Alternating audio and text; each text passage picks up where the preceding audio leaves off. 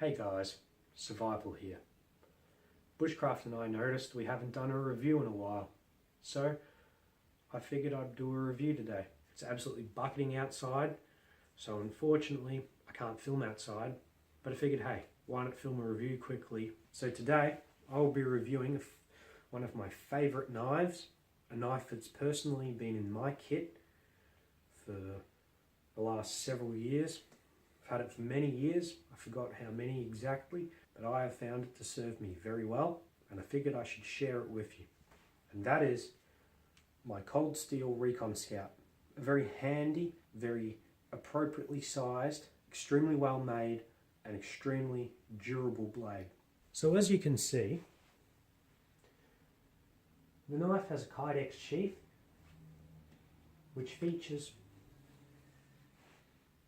a whole bunch of slots and riveted holes which don't just hold it together but allow you to use cordage to lash it to either your pack, any webbing you may have, or to hang it from around your neck. You can either hang it like this or hang it upside down so it's easier to get access to when you need it. One of the features I love about this sheath, other than it is extremely durable and well made, is that in my years of using it, I haven't had a single problem with the rivets. They go through properly, they are expanded very nicely, and they're expanded far enough that they're not just going to simply pull through. However, one of the best features about this knife, specifically its sheath, is that, as you can see here, we've got the standard snip, which allows retention of your knife. However, unlike most traditional knives and traditional knife sheaths, if I undo this, that knife's not falling out because there is some retention within this sheath in the form of some minor domes which allow the natural shape retention of this plastic to hold the knife by its handguard into the sheath. So I can remove it easily. However, you hear that good snap locking it in. Once it's in, I can shake it. That knife is not coming out. You want to ensure it's got absolutely no chance of falling out. Simply do the snip up. That knife is definitely not going anywhere. That is an extremely handy feature. In the past, I have personally lost knives because the snip has come undone just from general work around the campsite when I'm out bush, or it's snagged on a branch, my arm has brushed past it and knocked it open, and the knife's fallen out of a traditional sheath. Whereas with this, there's no way it's going to just go missing. When you wish to use it, all what you have to do is undo the snip and remove the knife. So, onto the knife. Knife is a very nice size. The blade is rather comparable to my hand. It is an extremely well balanced knife. Balance point is a little hard to actually locate because the handguard is right in the middle of the balance point, the actual guard itself. However, I personally find you can get very good control. If you need to do fine work, like you're making a little emergency tent peg out of the stick, you can put your finger just forward of the handguard, holding it back tightly so you don't snag it on the rearmost part of the blade. You can do some very fine work with a lot of control, and that is because the center of gravity and the balance point of this knife is in the middle of this guard. This knife itself has quite a lot of heft to it, but because it is so well balanced, you can do extremely fine, delicate work with it. From feeling the handle, I can feel where there's steel and I can feel where there's rubber. Because where there's rubber, I can feel the give.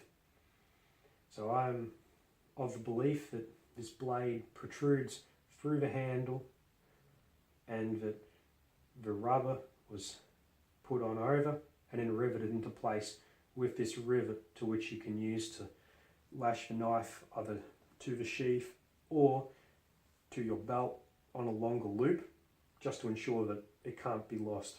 The blade itself is approximately 7 to 8 millimeters thick for the rear third of it, and then it tapers towards the point.